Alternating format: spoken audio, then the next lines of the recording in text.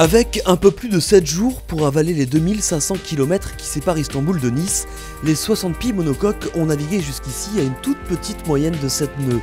Pas folichon, me direz-vous, en comparaison des 12 nœuds de moyenne du Vendée Globe, et pourtant ces engins sont conçus pour être de formidables machines à générer du vent.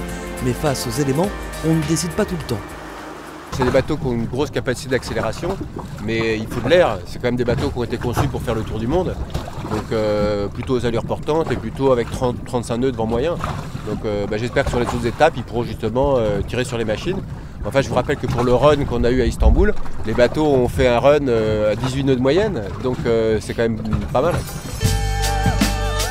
Des machines au potentiel exceptionnel, un concentré de puissance, les superlatifs ne manquent pas pour qualifier ces navires.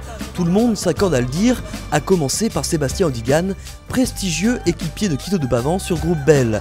Audigan, réputé pour son art du pilotage à la barre des plus prestigieux coursiers océaniques, détenteur du trophée Jules Verne et du record de l'Atlantique Nord, plus aguerri à la navigation sur multicoque, le marin se montre agréablement surpris par les sensations perçues sur ce monocoque de plus de 18 mètres. Écoute, je vais commencer par le bateau, qui est quand même un super bateau. Il procure des sensations proches du multi. C'est un peu une machine à faire du vent apparent. C'est-à-dire que dès qu'il y a la moindre risée, 3-4 nœuds, 5 nœuds, on est vite à 10 nœuds. Ce qui est quand même exceptionnel pour un monocoque. Depuis la naissance en 86 de la classe des 60 pieds, c'est toujours la même idée qui domine, gagner en puissance. Conçus pour les allures portantes du Grand Sud, les monocoques n'ont cessé d'évoluer. Quilles, carènes, plans de voilure, tout se transforme, les mâts culminent à 28 mètres et la surface de toile au portant peut atteindre les 600 mètres carrés.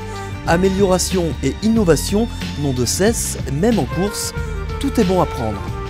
Dans ce genre de configuration, on peut vraiment voir les améliorations à apporter, les petites modifs, ce qui ne va pas même en termes de finition. Il y a pas mal de choses que l'on voit et qu'on apprend en étant confronté à la situation. Moi je trouve ça génial, super intéressant. Et ça permet d'avancer et d'évoluer sur les voies à l'avenir.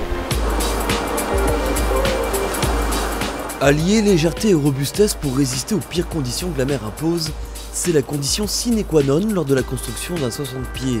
Et lorsque l'oiseau du large prend son envol, il peut facilement passer la barre des 30 nœuds. Certains ont même atteint la vitesse de pointe vertigineuse de 38 nœuds.